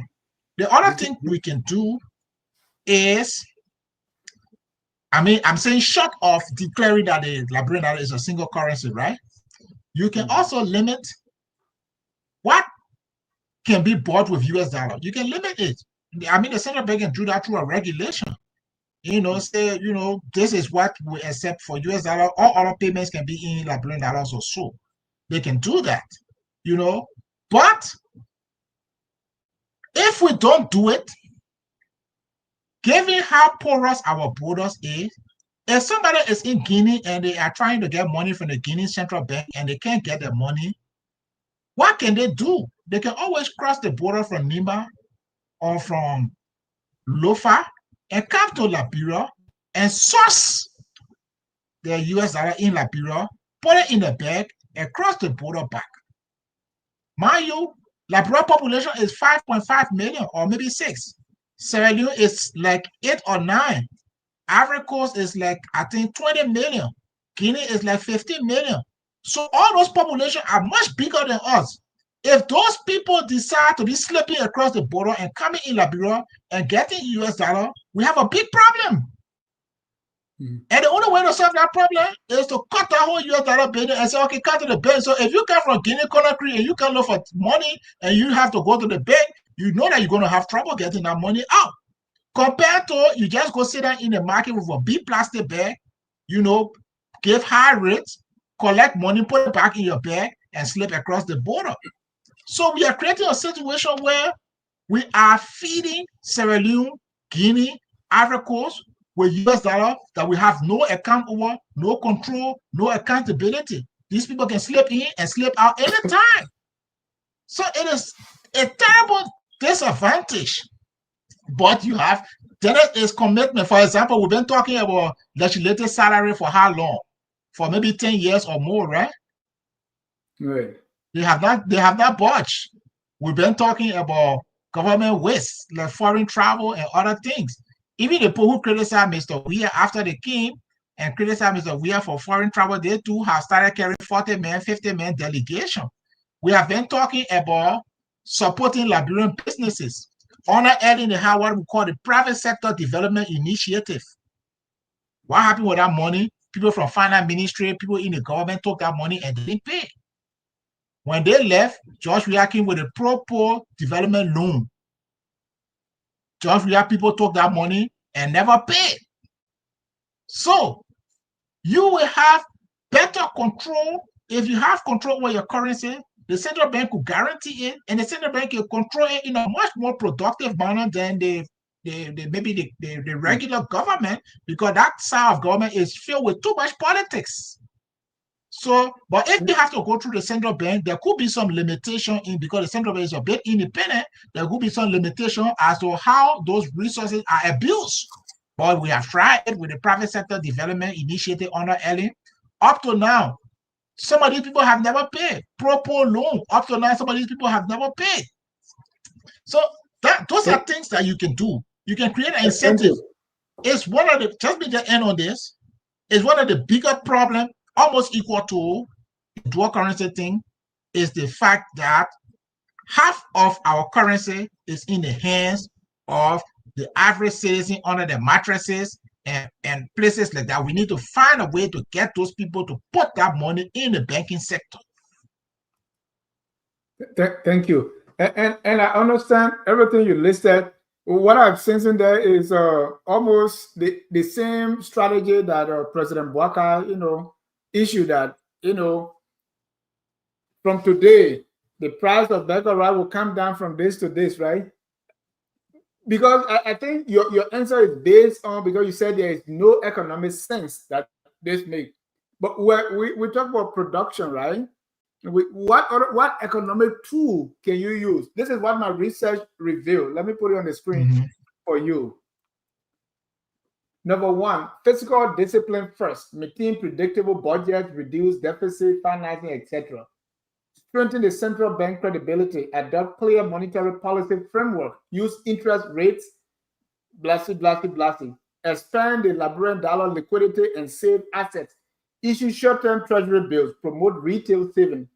Legal and tax incentive for LRD use, and you mentioned that one. Require tax fees to be paid in Liberian dollar. Incentivize Liberian dollar invoicing. Transparent, competitive, or foreign exchange market. Strengthen interbank trading, public foreign exchange flows and rates.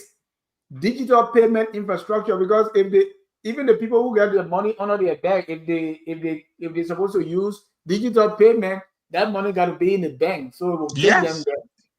Communication and phased implementation. Percy also mentioned this. So you expand the interoperable mobile wallet, lower fees, grow rural digital access. Publish roadmap, run educational campaign, because people got to be educated. Or phase-in measures, exempt essential temporarily, provide social safety nets. I want you to speak to those briefly, Percy, but before that, it's interesting that the people, and I really want to get, I think James drop out, to get the local people. I want people from the University Economic Department to call in, people that this thing affect, because I don't know if people are talking about these things in Liberia. Or is it like we enjoying it? Percy, go ahead. Percy, are you muted? Can you hear me? Sorry, yes, Yeah. I was muted. Sorry.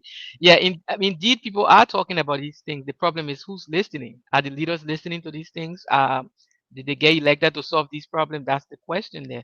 Another fun point I want to also make, just to buttress what Mona was saying, is to all these things at the end of the day harkens back to national identity, right?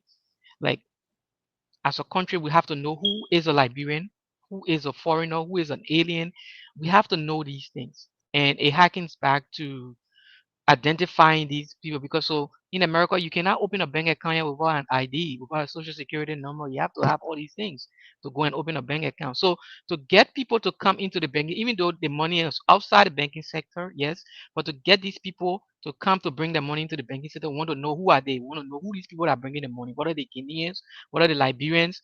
And whatnot, right? We have to figure out all these things. Then it ties in back. Then we'll know who, okay, what kind of business this person doing. This person ID is tied to, okay, this business, this person own this amount of business. That's why he demanded this amount of currency and stuff like that. So all these things has hawking back at the core of these things is at the identity issues, the national identification issue. I think that's somewhere our government needs to make some serious strides to get these things done, and then you can build on all those various ideas that we're talking about. What are, we want to give people discount to pay taxes in Liberian dollars, all those things, but we need to know who paying these taxes. We want to know these people, so we need to do we'll have a serious national identification drive in the country to identify people, to especially the citizen. It's not only for banking purposes, but for resource distribution purposes also, right? So we want to know if the people, like how many people living in Soniwen and how much resources they will be expending. Is there a clinic there? There a house there? So all these things start back to we're talking dual currency, but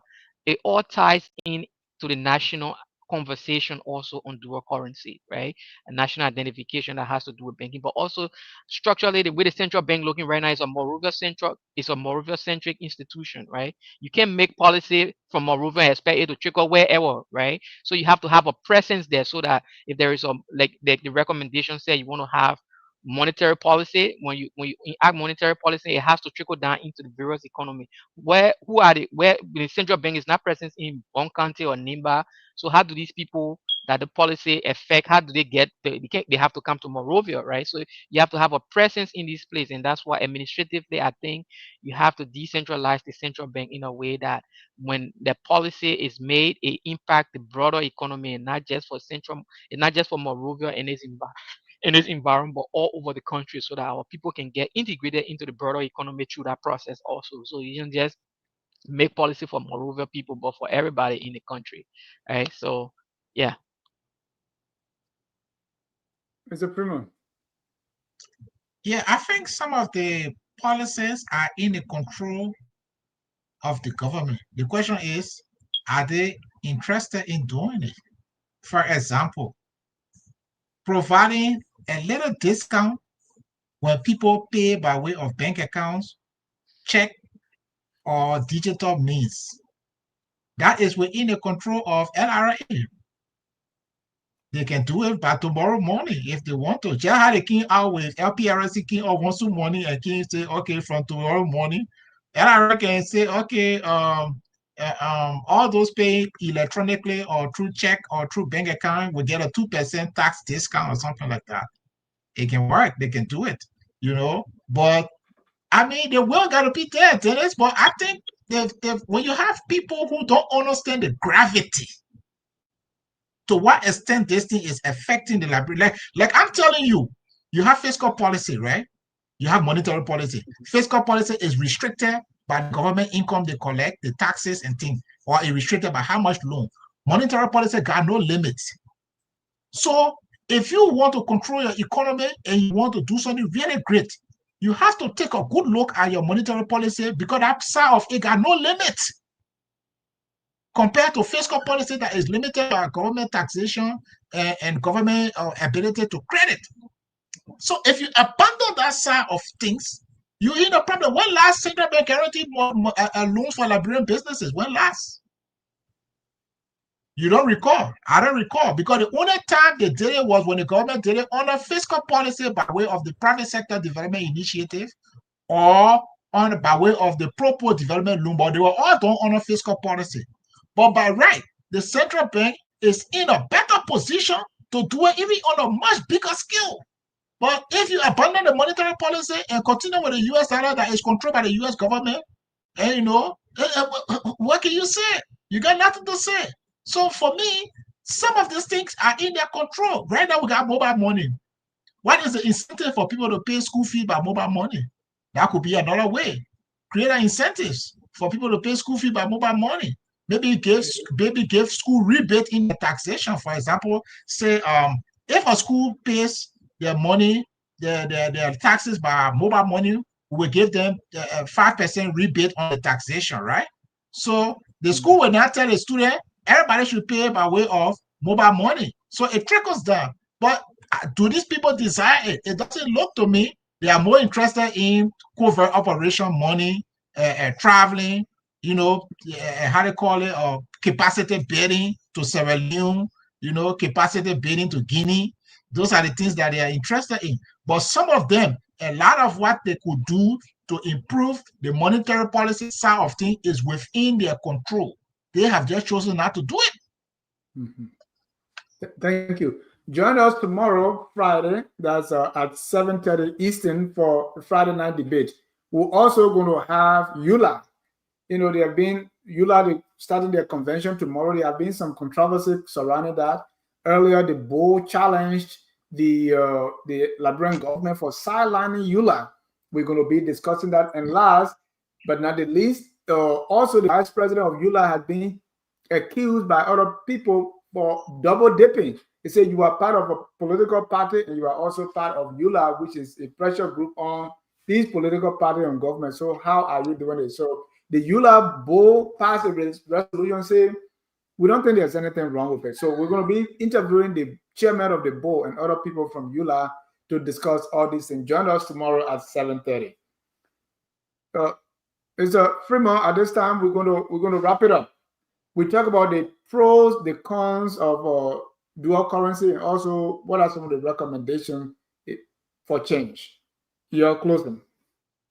Okay, so I will agree that dual currency, the closest benefit I think it has is some level of price stability because it is pegged to the US dollar or is kind of dependent on the US dollar. So if the US dollar is not changing much, that level of stability is there. But when it comes to economic growth, when it comes to having control over your economy, it's very clear to me and to most economists around the world that having your own currency and controlling your own currency is a much better way to go about things. I also said that the government has two ways to solve economic problems. One way is fiscal policy, and that has to do with revenue collection and tax and debt, incurring debt. But those are limited by how much your creditor willing to give you or how much you collect in taxes. On the monetary policy side of things, there is really no limit to your capacity. So for you to abandon that side, because if you take it dual currency policy, it's like you're abandoning that side of your economic policy making, right? You're abandoning that side is really not a good thing. And that is why, as I said, in Africa, for example, you have more than 50 countries, maybe 48 of them or whatever, they are using their own currency. They're not going to use any other foreign currency because they know that they have a great advantage when they can control their currency and they can use their own monetary policy to help the economy. So I think people have to think in terms of Liberia, but then again, it goes back to patriotic leadership because if you see the current group in power, we've been crying over salaries, we've been crying over wasteful spending, we've been crying over corruption. There is not just any movement on those things. So you wonder what would make those guys to move? Because mind you, US dollar is also very good in facilitating corruption. If you want to pay bribes, if you want to pay bribes, it's easier to work with US dollar than to work with Liberian dollar, even in terms of the physical movement. If you want to pay bribes or you want to maybe take your money out of the country, stolen money, it's much easier to work with US dollar because at the moment you cross the border, it becomes useful to you compared to Liberian dollars. So if you cross the border over Liberian dollar, it is not much useful to you. So probably for all these reasons, if the political class is not committed to development, then they will continue to maintain the US dollar because it is easy to carry on corruption when you have US dollar. Even the thing we're talking about bringing money into the banking sector, with US dollar, you don't need to bring it in the banking sector. You can just keep it to your house, in your, under your mattress, wherever, and use it when you want to. You want to cross the border, no need to go through the banking sector because you can put it in your pocket across the border, and it's useful to you. So maybe because of that, they are reluctant, but most economists will agree that dual currency policy or dollarization, as they call it in economics, dollarization, limits the ability of a country to grow economically. And when a country has to choose between inflation, maybe managing inflation and economic growth, most countries will choose economic growth because it is natural for humankind to want to grow, to expand. Everybody wants to grow. So people would normally choose economic growth. And that is why most countries, because they choose economic growth, they choose to manage their own currency as opposed to adopting another country currency. So I want to leave it on that note. And what we can go to, like, for example, I think one of the things we can actually go into will be the financing initiative for local enterprises, like the private sector development loans. What happened to it? The proper development loans. What happened to it? Why doesn't this current government have similar development loans for business enterprises? Or what could they do to engender such a thing? Because when we're talking about Liberian taking charge of the economy, step number one is to empower Liberian businesses.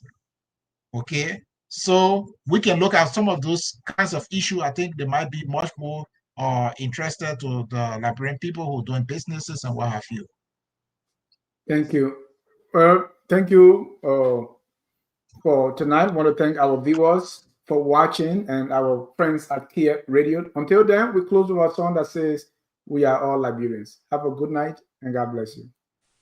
We are Liberia. Liberia is our home. Liberia people.